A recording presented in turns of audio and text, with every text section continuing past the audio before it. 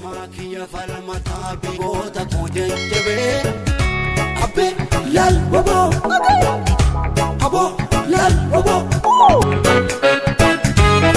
wana tota biya fayyadamnu mana fincaanii keessatti mudannoo namudatte yeroo seennu mana fincaanii keessa waa gaddar fite gurra keetiin dhageessaa jechuudha sawwaan barreef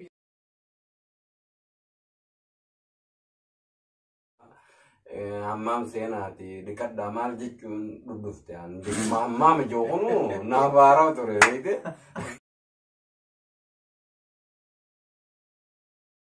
bakka itti daanu dhabeetiin ka sanuyyuu harkaan oliin dha'ee rafa laaqee jira laaqeetiin bishaan biraatiin deebi'ee irraa lolaatee akkasuma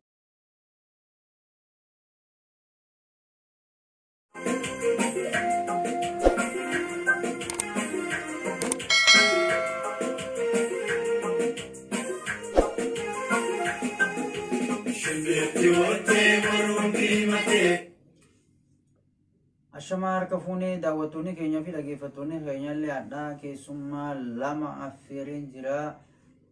Akka keessummaa kanaan wal baruun dura laayik, sabiskiraayib, sheer gochuun akkasumaan isaanillee wal bartan qophii kennan waliin akka turtan abdiin qaba. Hedduu galatoomii gammee atis nu affeeruu keetuu fi akkam jirtan nagaa dhaggeeffattoota keenyaa fi daawwattoonni gammeedha. Asin nu affeeree waan jiruuf ani Abdallaa Mahammadin Jaamaa.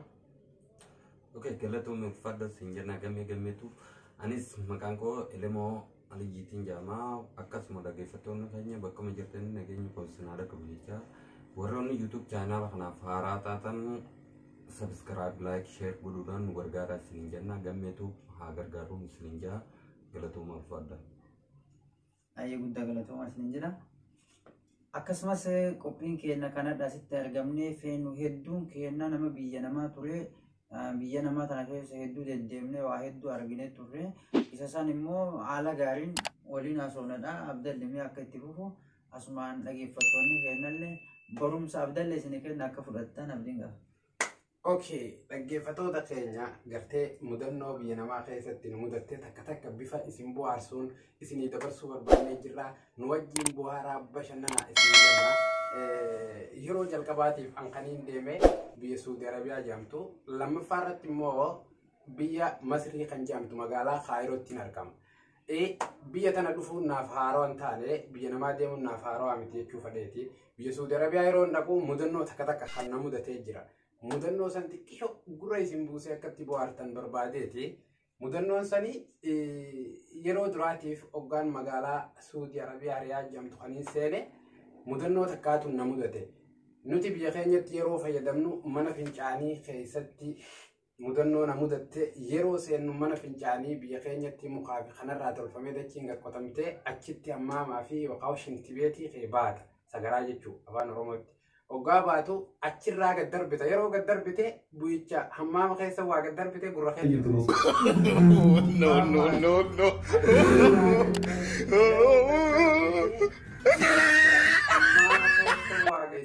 Sawwaan barreef yeroo biyya namaa kana seennu hammaama jaaniin afaan Arabaatiin hammaama seenee yeroon ol seenu mudannoo ajaa'ibaa achi keessa na mudate yeroon dhaabbadhee bakkaan itti fincaanu dhabe waan akka saanaa fakkaattuu achi keessa naa ta'a saanaa nyaataa as keessa taa'anii mana fincaanii gaggeeffamee jechuudha baaragee anaa dhaabbatee achi keessa saamee ture ammoo maal taatee naan jedhee uffanii dhufan Ahobar bakkaan itti fincaanu dhabeetiin dhaabbachuu jira isin mana jireenyaa maala laayitanii jechuudha namoota yeroo gaafata ammoo mana jireenyaatiin mana fincaanii bayii naan jedhanii nagarsiisanii jechuudha. Yeroo nagarsiisan akkaan itti fincaanu dhabee yeroo taa'ee bahu akkumaan itti fincaan kanaaf tolfadhu dhabee rakkadhe maas tabiraana qabatte ma lammaffaa bartu.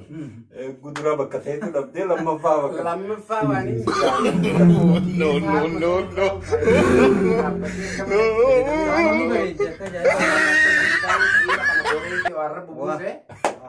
yeroo kana gaa kaan godhu dhabe bishaan kana keessaa guuree eessatti nagaadha amma tana mudattee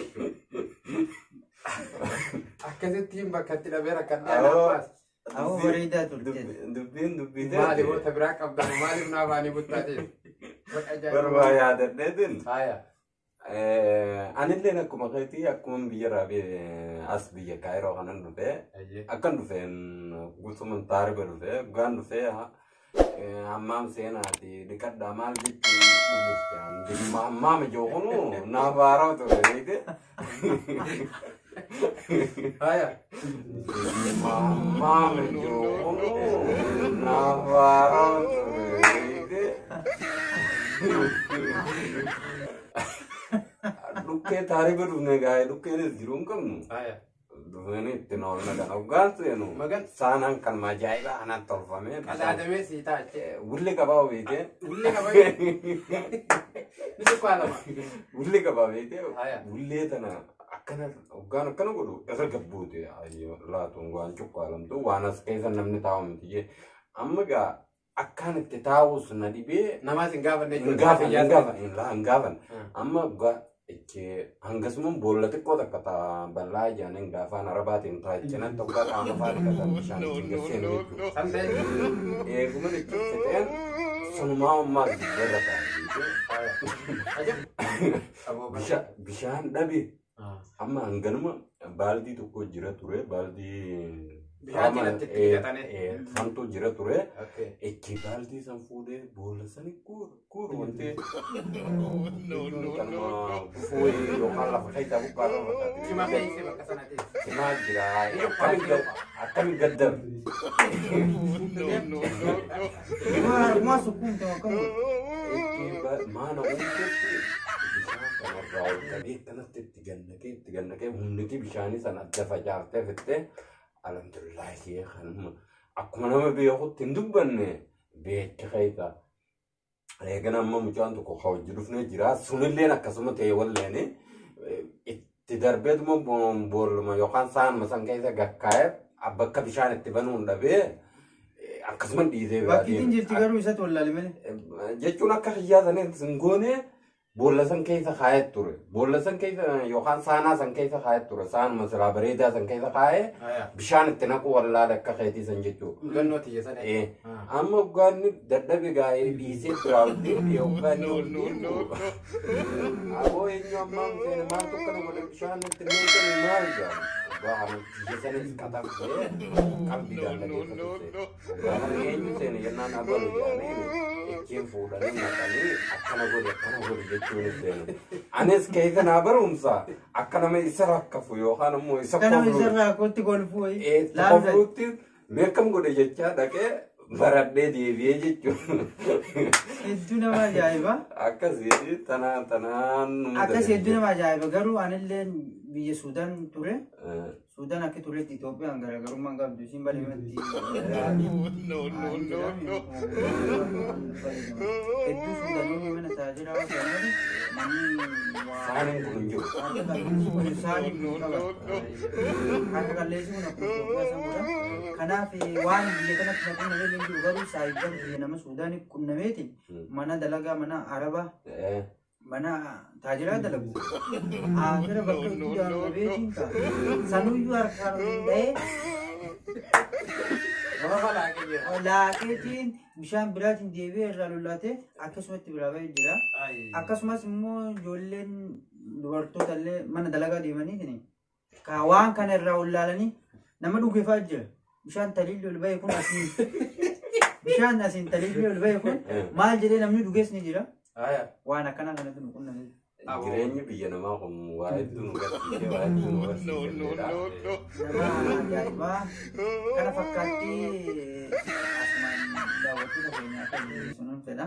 Egaa daawwattoota keenya kabajamoo bakkuma jirtanitti akkatti bohaartan abdii qabnaa. Mudannoo akkanaa yoo qabaattan taate isinis gara jalaatiin koomentii gootanii yaada keessannoo qooddanii nu wajjin bohaaruudha qabdan.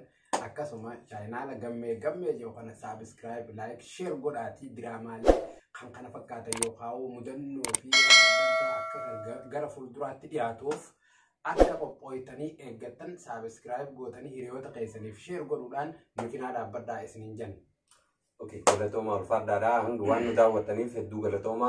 Wanni inni isin dhaammadhu keessaa warroonni YouTube chaanaala kanaaf haaraa taatan yookaan faamilii YouTube kanaa hin ta'in akkuma inni jetti subscribe gootanii commentii fi share walii gootanii commentii yoo yaada qabaatanis commentii jala keessanii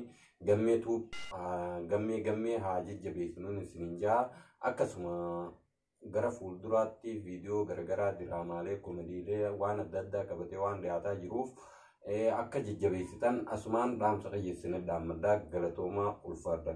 Ayyee galatoomaa isin hundi keessumoonni keenyallee hedduu galatoomaa isiniin jedha. Like, share, subscribe godhuun akkan waliin bashannantan muuziqaa kana booda deebina isiniin jedha. Dukanti kuttee bareedni haatee shimbirti woottee boruun diimatee dukanti kuttee bareedni haatee.